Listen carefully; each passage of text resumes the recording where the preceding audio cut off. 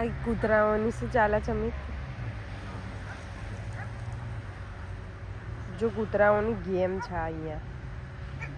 ગેમની race ને બધું હોય ને. હા તો ગેમ્સની અંદર બધું આવ્યું ને, રેસ વોક ખો.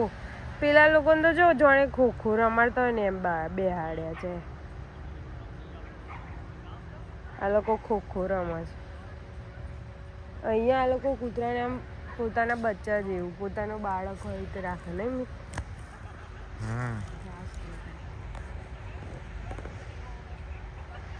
જોજો આમાં એકાદું છૂટું પડ્યું ને આપણી પાછળ આવ્યું ને તો આપણી રેસ થઈ જશે.